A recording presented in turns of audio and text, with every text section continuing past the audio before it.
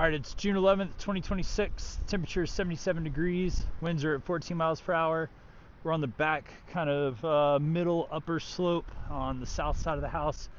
We're addressing some repairability concerns today by doing a repair assessment per the NAFE repairability method. So what I'm going to do here is I've got my assessment shingle marked out with a white X. We are going to have our assessment area marked out in yellow chalk, which is, we have our odd numbers on the left, 1 through 7, and then our even numbers 2 through 8 on the right. So basically what I'm going to be doing today is just removing and reinserting the same shingle just for our assessment, and just going from there. So I'm going to start off with unsealing our assessment shingle. And before we get started, I would like to just check. I'm going to check some of the appliques on here, making sure that they are all sealed down. Yeah, it looks pretty good. Most of our shingles will have to be manipulating today. Yep. So a couple of these shingles were, a little bit of like the corners here, I think on the assessment shingle were already kind of unsealed right from here just to about the first 6 inches. There's a couple of others that are, no, this one right here on the edge, just about the first 6 to 8 inches is unsealed, which happens over time with expansion and contraction of shingles. So we're going to start off by unsealing our assessment shingle here.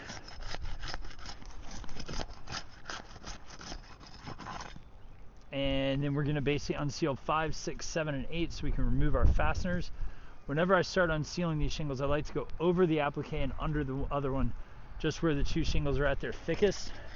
Creates less opportunity for any kind of tearing or damage to the shingles.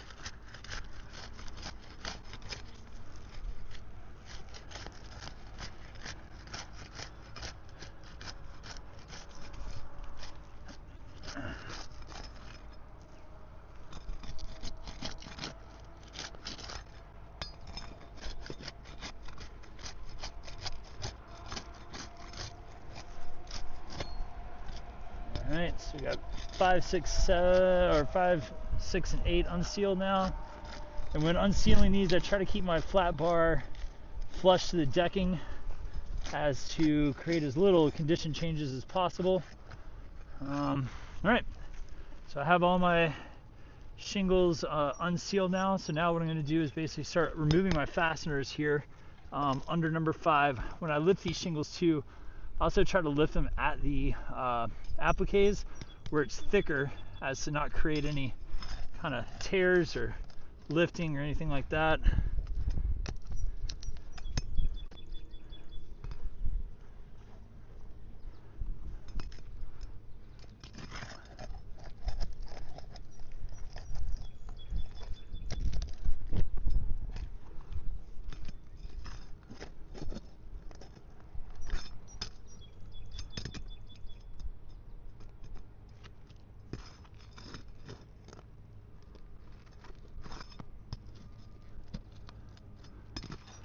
This nail here was slightly overdriven, which happens. Takes a little more care to get it out.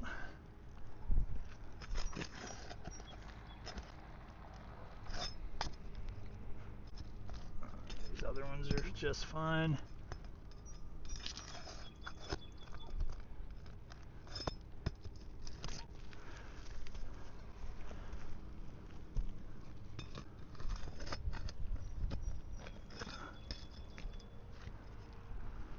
Alright, now going under number 6 here.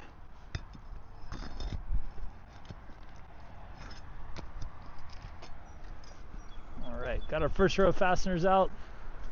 Now we're going to go under number 7. Number 7 and 8 have a little bit more restriction to them just because they don't have the shingles above them unsealed. So they don't lift quite as high.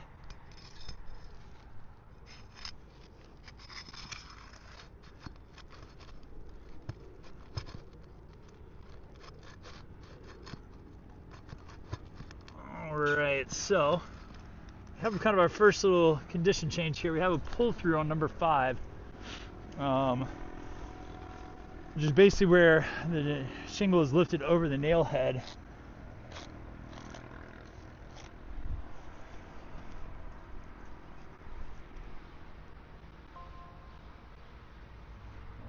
this on do not disturb.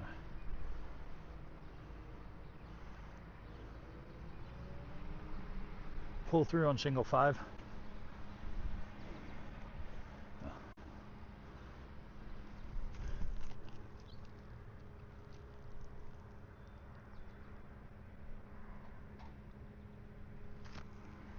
Pull through on shingle 5.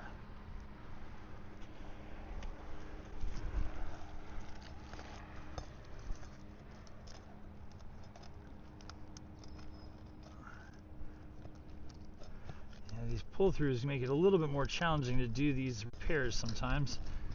I will get that nail out when I get the shingle out.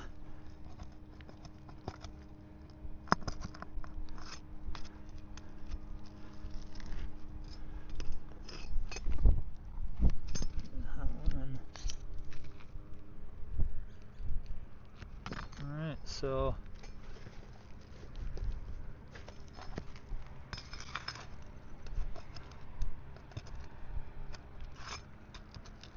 there we go. That was our one that pulled through.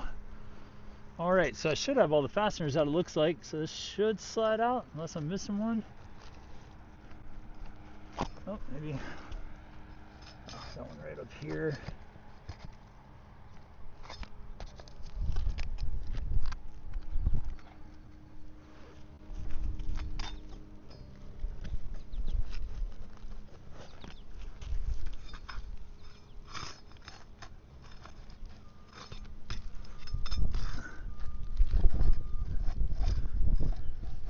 Alright, so I've got a pull through on number 6 as well. Let's go ahead and document that.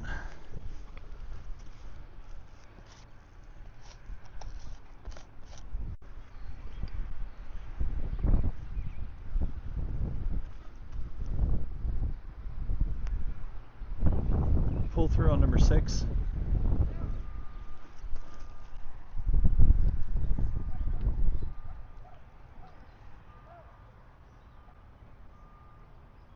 Pull through on number 6.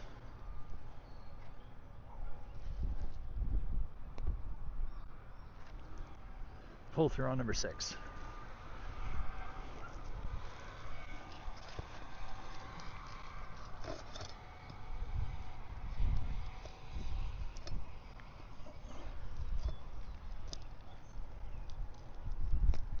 There we go.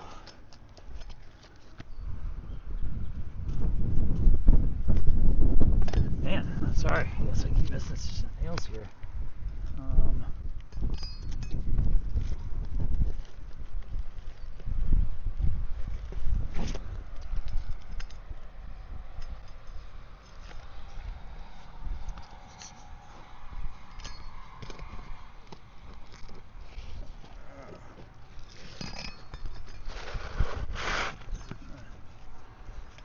Yeah, I got one more over here. There we go. I'm gonna just had a little bit of sealant over it so I couldn't see it. Alright, that should be our last one. There we go. Alright, so we have our assessment shingle out now.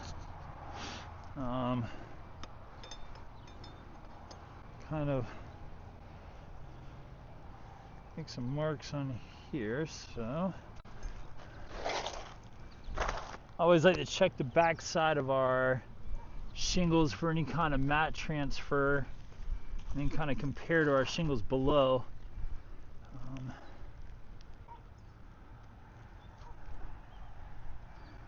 Got a little bit of exposed fiberglass mat right here, which is from mat transfer, which would be right here on our assessment shingle.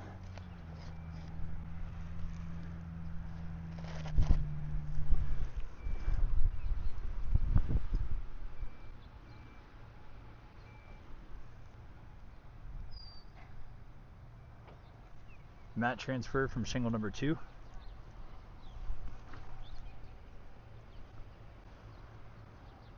Mat transfer created exposed fiberglass mat on shingle 2.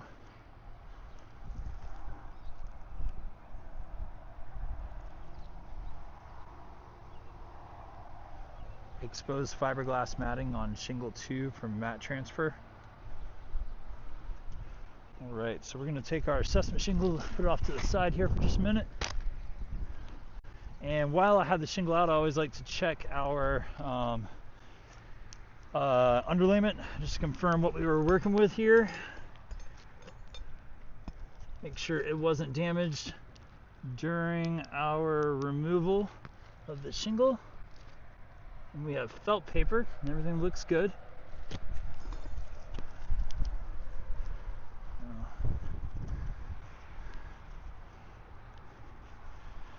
Snap a quick picture of this.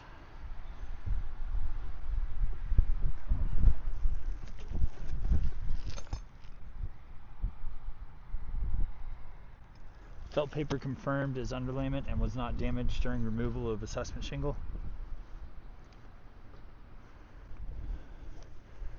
Now, while we have our shingles unsealed, I'd like to check for any additional mat transfer.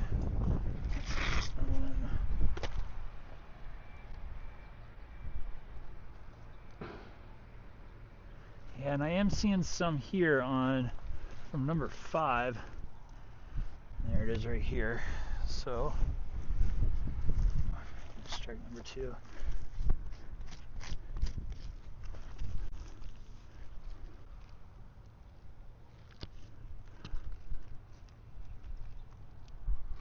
That's a mat transfer. Number 8.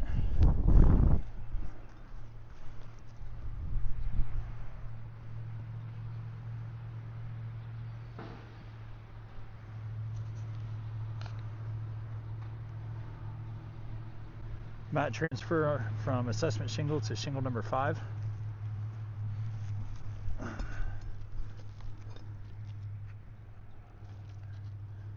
get this.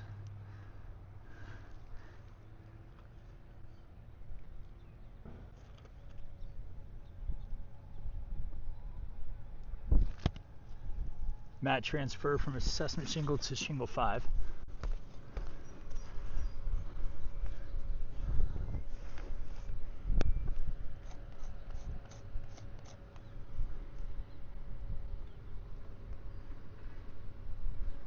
Exposed fiberglass mat on shingle 5.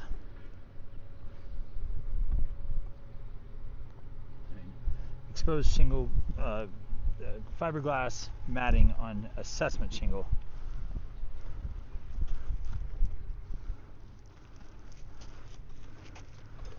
Take this off. Sorry.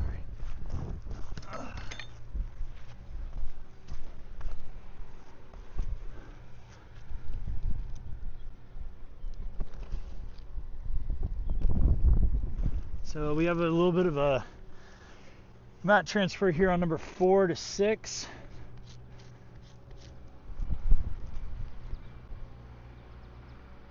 Mat transfer from shingle 4 to 6.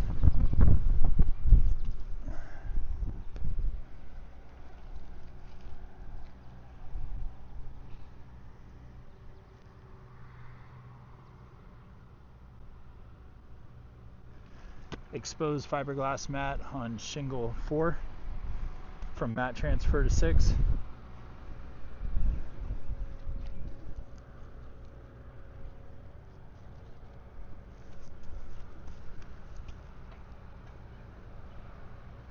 Mat transfer from shingle 6 to 8.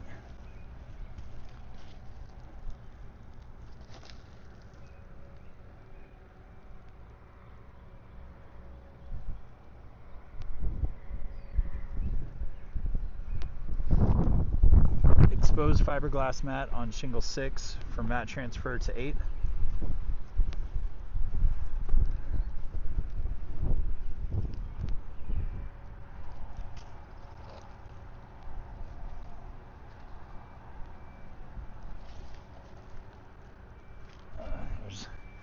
Alright, so we have some mat transfer from number 7 to number 5. Mat transfer from shingle 5 to 7.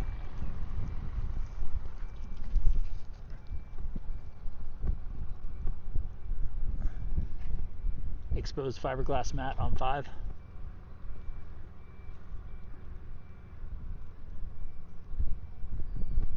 exposed fiberglass mat on shingle 5.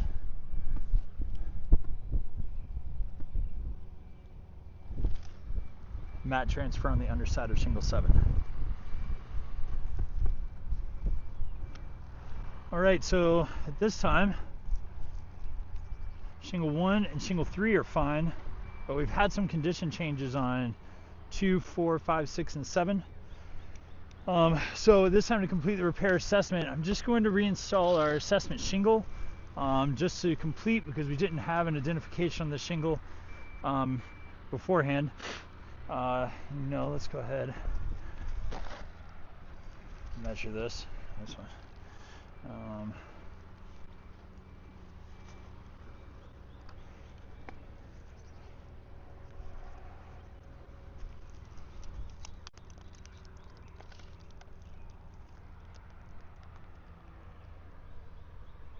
Come on.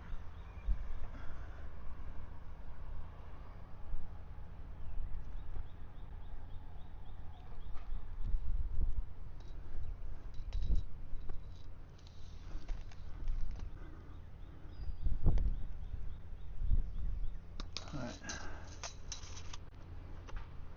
Just so we have our measurements here. All right, so we're going to reinstall our assessment shingle here.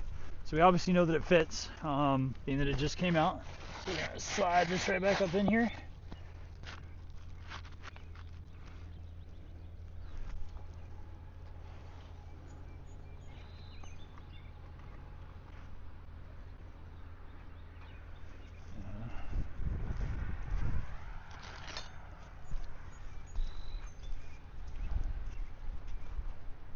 So I'm going to start off with put my fasteners in under number 5, work my way across, and then move up to 7 and 8.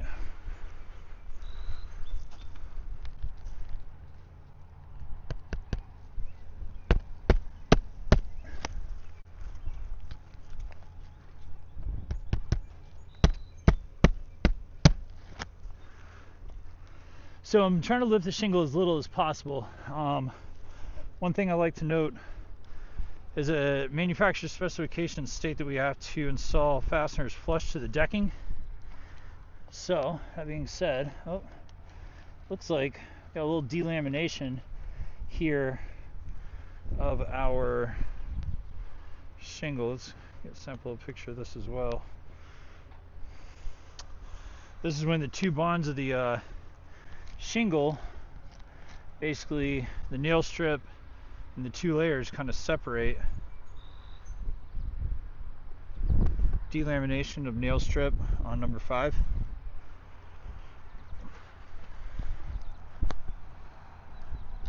And it occurred right where we had some mat transfer as well, which means the shingle was weakened. Delamination of common bond strip on number 5. So basically just moving these shingles around has weakened the integrity of it.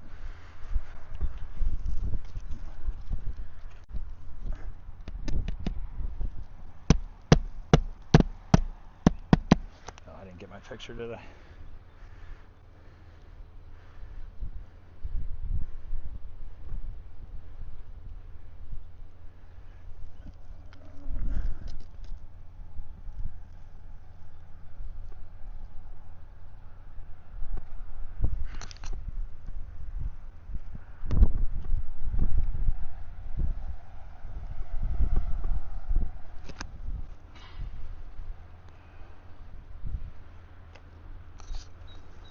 Let's see, we got our assessment, so we're putting in 5s now. All right, so we're going under 7 and 8 right now for adding our new fasteners back in.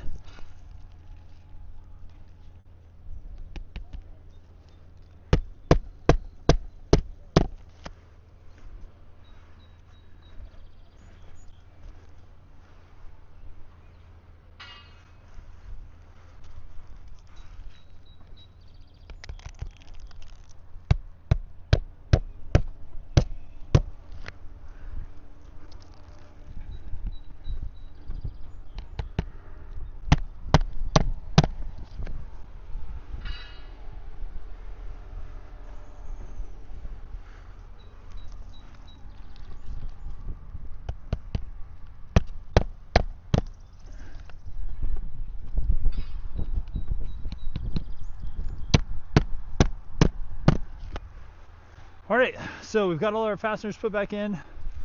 At this time we had condition changes with every shingle except for 1 and 3. So I'll get this information over to you, and appreciate your time.